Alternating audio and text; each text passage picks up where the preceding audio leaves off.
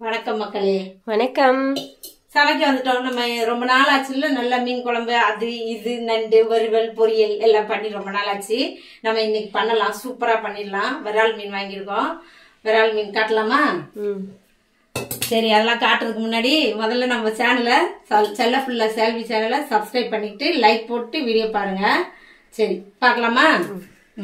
விரால் மீன் சூப்பரா இல்ல? சென்னையோட இருக்குத்தியா விரால் மீன். இது அப்படியே நல்லா, ஆமா உயிரா இருந்துச்சு. கட் பண்ணி வாங்கியாச்சு. அங்கேயே இங்க எல்லாம் கட் பண்ண முடியாது, அம்மாவுக்கு கை வலி வந்துருச்சா, அதனால அங்கேயே முடிச்சாச்சு எல்லா வேலையும். இப்ப சமையல் வேலை மட்டும் நம்ம செஞ்சிடலாம். அம்மா ஜாலியா கட் பண்ண நாள் எல்லாம் முடிஞ்சு போச்சு. உட்காந்து பெரிய மீனா இருந்தாலும் கஷ்டப்பட்டு கட் பண்ணுவாங்க. ஆமா, எவ்வளவு மீனாலும் நான் பண்ணிடுவேன், நல்லா பண்ணுவேன். இப்ப முடியல, கையெல்லாம் பயங்கரமா இந்த இடம்லாம் வலிக்குது. அதனால அங்கேயே பண்ணி முடிச்சு கொண்டு வந்தாச்சு. சரி, இப்ப சமைக்க ஆரம்பிச்சு. வேற என்னது?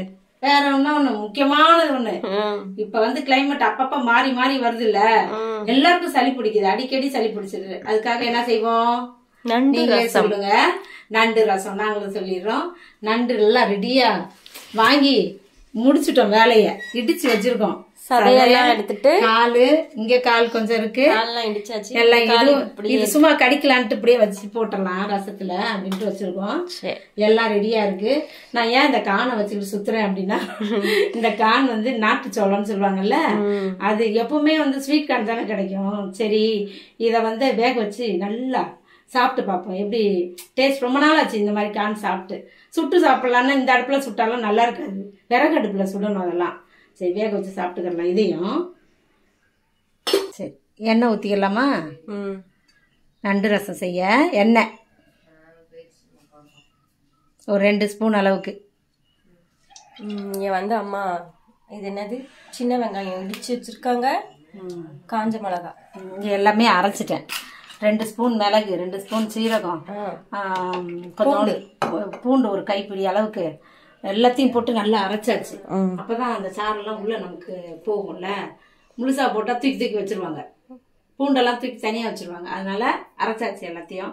கொஞ்சம் கருவேப்பிலை, கொஞ்சம் கொத்தமல்லி காம்பு எல்லாம் போட்டு அரைச்சிடணும். சரியா? ரசத்துக்கு அரைக்கிற மாதிரி அரைச்சிக்கிறணும். சரி, எண்ணெய் காஞ்சிருச்சுல, என்னென்ன போடணுமோ. முதல்ல கடுகு பொரியட்டும். கொஞ்சோண்டு சோம்பு போடலாம். இதெல்லாம் வந்து உடம்பு நல்லா ஜீரணம் ஆகிறதுக்கு தான் ரசத்தோட செய்யுது. அவ்வளவுதானா இதுல போட வேண்டியது? அவ்வளவுதான். இதுல இருந்து எடுத்துடலாம். இதை மூடி வச்சிடலாம். எடுத்து அடைச்சிடுவோம். எல்லாருக்கும் தெரியும் நான் எங்க சமைச்சுக்கிட்டு இருக்கிறேன் அப்படின்னு. 2 வீட்டுல சமைப்பேன் நல்லா. எங்க பையன் வீட்லயும் இந்த பொண்ணு வீட்லயும். ஆமா. அடுத்து காஞ்ச மிளகா போட்டுடலாம். அப்படியே சிம்ல வச்சு போட்டுக்கிறணும் எல்லாத்தையுமே. அப்புறம் கருவேப்பிலை, 2 கொத்து கருவேப்பிலை போட்டுடலாம்.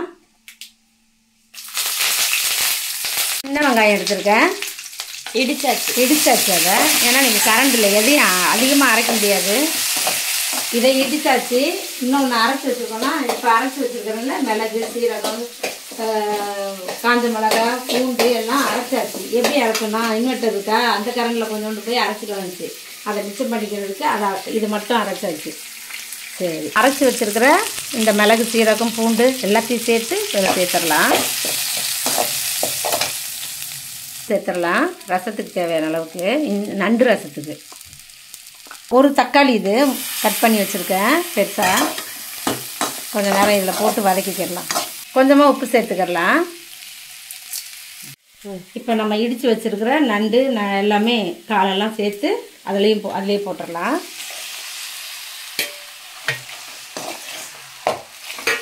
ஒரு கிளறு இதோட சேர்த்து கொஞ்சம் வேகட்டும். காலம் சேர்த்து போட்டுடலாம்.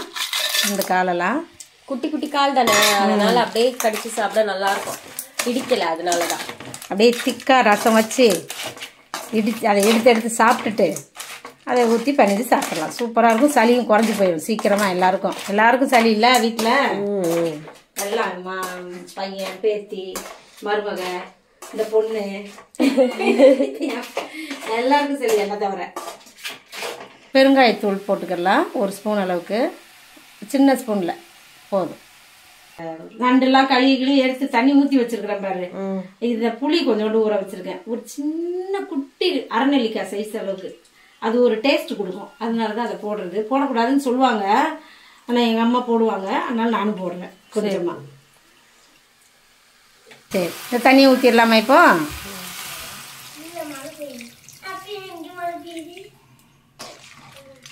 எப்படி எப்படி சூப்பரா இருக்குல்ல? பிரகாசமான நண்டு ரசம். அப்படியே இந்த நண்டு தான் சளிக்கு ரொம்ப நல்லது. இந்த குட்டி நண்டுல ஆத்து நண்டு இது, அதனால வச்சாச்சு. செம்மையா இருக்கு பார்க்கவே. இது கொதிக்கி அப்படியே பொறுன்னு இது கொதிக்கலாம். நண்டு ரசம் கொதிக்கலாம், ஏன்னா நண்டு வேகணும்ல, அதனால இது கொதிக்கலாம். ஒரு நல்ல தளதளன்னு கொதிச்சோட நம்ம கொத்தமல்லி போட்டு இறக்கலாம். சரி, அடுத்தது மீன் குழம்பு, விரால் மீன் குழம்பு. ஆமா, இப்ப மீனை வந்து நான் கழுவி எடுத்துறேன். இது கொதிக்கு வரட்டும்.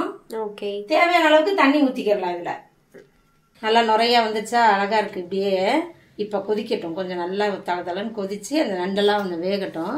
இந்த நண்டு ரசத்துக்கு கொதிக்கிறதுனால ஒண்ணும் இல்ல, திரும்பவும் சொல்றேன், ஒரு கொதி வரட்டும். டேஸ்ட் பார்க்க போறேன். அம்மா அட்டகாசமா இருக்கு. சூப்பரா இருக்குது. கொதிக்கட்டும். நண்டு ரசம் நல்லா கொதிச்சிருச்சு. நம்ம கொத்தமல்லி போட்டு ஆஃப் பண்ணிடலாம். நண்டெல்லாம் நல்லா வெந்துருச்சு. அவ்வளவுதான், நண்டு ரசம் முடிஞ்சு போச்சு. நல்லா ஃபர்ஸ்ட் ஒரு தடவை சுரண்டி கழுவணும். அடுத்தது வந்து மஞ்சத்தூள் போட்டு, உப்பு மஞ்சத்தூள் போட்டு நல்லா உரசி கழுவி எடுத்துக்கலாம். விரால் மீன்லாம் யாருக்கு பிடிக்கும்னு கமெண்ட்ஸ்ல சொல்லுங்க. விரால் மீன் செம்ம டேஸ்டா இருக்கும். எங்க வீட்டில் எல்லாருக்கும் பிடிக்கும், என் தம்பிக்கு எல்லாருக்கும் பிடிக்கும். இந்த குடும்பத்தில் எல்லாருக்கும் இந்த மீன்னா ரொம்ப பிடிக்கும். ஆக்சுவலாக அவன் இன்ட்ரடியூஸ் பண்ணி தான் இந்த மீனே எனக்கு தெரியும். தம்பி? ஆமாம் ஆமா, நம்ம வாங்கி நம்மளா போய் வாங்கினதுனால அம்மா தூக்கி கொண்ட கட்டியிருக்கேன் நானும். வளர்ந்துருச்சா முடி? ஆமா, இன்னும் ஒரு 1 வீக்ல மொட்டை அடிச்சிருவாங்க. முடியெல்லாம் பார்க்க முடியாது. அது வந்து ஷார்ட்ஸ்ல தான் எல்லாரும் நல்லா பாப்பீங்க, வீடியோல வந்து சொன்னா தெரியாது. ஷார்ட்ஸ்ல சொல்றேன். மீன் குழம்புக்கு எண்ணெய் ஊத்தியாச்சு. வேகமா எண்ணெய் ஊத்திட்டோம். ஒரு 1/2 ஸ்பூன் அளவுக்கு சின்னதா வெந்தயம், கொஞ்சம் கடுகு, வெங்காயம் போட்டேன். ஒரு 3 வெங்காயம் வெட்டி வச்சிருக்கோம், எல்லாத்தையும் போட்டுடலாம். கைப்பிடி அளவுக்கு கருவேப்பிலை. மீன் குழம்புக்கு கருவேப்பிலை நிறைய சேர்த்து வதக்கணும்னு வையேன், செம்மையாக இருக்கும் டேஸ்ட் எல்லாம். இந்த வாசம்லாம் ரொம்ப அருமையாக இருக்கும் மீன் குழம்புக்கு. யாரோ கேட்டிருக்கீங்களா மீன் குழம்பு வச்சு காட்டுங்கன்னு? இதான் வச்சுக்கிட்டு இருக்கிறோம், பார்த்துருங்க. அது யாருன்னு பேர் சொன்னால் நான் சொல்லிடுறேன் அந்த பேரையும். 10 பல் பூண்டை வந்து நான் கட் பண்ணி வச்சுருக்கேன் கொஞ்சம் பொடியாக, அதுவும் சேர்த்துடலாம். பூண்டும் போட்டுக்கிறது ரொம்ப ரொம்ப ரொம்ப உடம்புக்கு நல்லது. வெங்காயம் பூண்டு எல்லாம் நல்லா வதங்கிடுச்சு. நம்ம தக்காளி ஒரு 6 தக்காளி அரைச்சி வச்சுருக்கோம், அதை அப்படியே ஊற்றிடலாம். இந்த குழம்பு வந்து அப்படியே திக்காக வரும். நல்லா கலந்து விட்டு எண்ணெய் பிரிகிற அளவுக்கு வதங்கட்டும். இது தக்காளி. உப்பு சேர்த்துடலாம் கொஞ்சம், இன்னும் கொஞ்சம் நல்லா வதங்குற அளவுக்கு. ஒரு கைப்பிடி அளவுக்கு போட்டிருக்கோம், தேவையான அளவுக்கு உப்பு, அவ்வளோதான் மீன் குழம்புக்கு. அப்படியே மஞ்சத்தூள் கொஞ்சம் போட்டுடலாம், ஒரு 1/4 டீஸ்பூன் அளவுக்கு. மிளகாத்தூள் சேர்த்துடலாம், ஒரு 2-3 ஸ்பூன் அளவுக்கு சேர்க்கலாம்.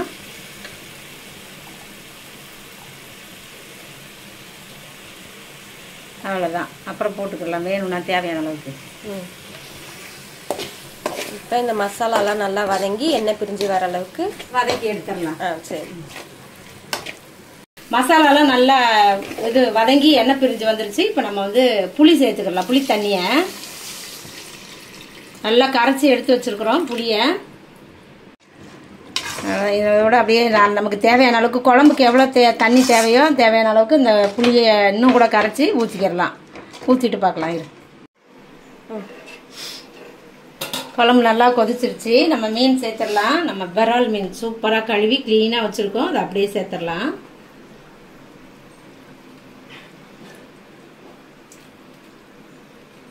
ஒன்னொன்னா அப்படியே சேர்த்துருவோம். குழம்புக்குள்ள கையை விட்டுறாதீங்க. அதெல்லாம் விட மாட்டேன். இப்பதான் கத்திரிக்கோல்ல வந்து குத்திக்கிட்டாங்க கையில. அதெல்லாம் சமைக்கும் போது சகஜம்பா, கண்டுக்கிற கூடாதுப்பா.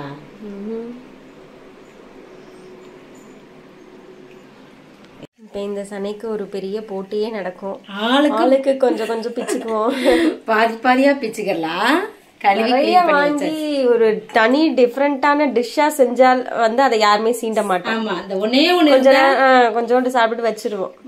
இந்த மாதிரி ஒன்னே ஒண்ணு இருக்கும் போது தான் அடிச்சுக்கிறோங்க. சரி, சூப்பரா மீன் குழம்பு வச்சாச்சு. கொஞ்ச நேரம் வேகட்டும், மூடி போட வேணாம். நல்லா இதில் வச்சு கொதிக்க விட்டுடலாம். மீன் குழம்பு சூப்பராக ரெடி ஆயிடுச்சு. நம்ம கொத்தமல்லியை போட்டு குழம்பு ஆஃப் பண்ணிட்டு முதல்ல கொதிச்சது போதும். முட்டையை பார்க்குமா முதல்ல விரிஞ்சுக்கிட்டு இருக்கு. முட்டை நல்லா பூ மாதிரி இருக்கு, வேற விரிஞ்சு வை அழகா இருக்கு. மீனெல்லாம் செம்மையா வெந்து எப்படி கரண்டி அள்ள முடியல. சூப்பர் மீன் குழம்பு, விரால் மீன் குழம்புப்பா. சூப்பரா வச்சாச்சு. சோறு போட்டுக்கலாம். முதல்ல குழம்பு என்ன தெரியுமா, விரால் மீன் குழம்பு வச்சாச்சு. சூப்பர். அப்படியே குழம்பு சேர்த்து ஊற்றிக்கலாம். செனை முட்டை, இதோ ஒரு முட்டை பூ மாதிரி விரிஞ்சு வந்திருக்கு. அப்படியே முட்டையை வச்சுக்கலாம். இன்னைக்கு சிக்கன் வந்து என் மருமக வந்து ஒரு டிஃப்ரெண்டாக செஞ்சாங்க. அது என்னன்னு தெரியல, செஞ்சு சாப்பிட்டு பார்த்துருவோம். இன்னைக்கு வச்சு செம்மையாக இருந்துச்சு அவங்க செய்யும் போது. டேஸ்டெல்லாம் நண்டு ரசம்னு சொல்லலாம், நண்டு சூப்புன்னு சொல்லலாம். நல்லா எடுத்து குடிச்சிட்டு சளியெல்லாம் எல்லாருக்கும் இன்னைக்கே முடிஞ்சு போயிடணும். அதுக்காக வச்ச ரசம் இது, நண்டு ரசம். இதான் இன்னைக்கு நம்ம வீட்டில் சமையல். சாப்பிடுங்க. எப்படி இருக்கு? சாப்பிட ஆரம்பிச்சியா?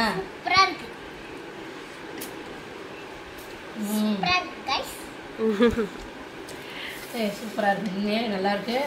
நாங்களே எங்கள் சமையலில் சூப்பராக இருக்கு சொல்கிறோன்ட்டு எதுவும் சொல்லாதீங்க. உண்மையாக நல்லா இருக்கு. இது மாதிரி நீங்கள் செஞ்சு சாப்பிட்டு பாருங்க, நம்ம வீடியோவில் பார்த்து.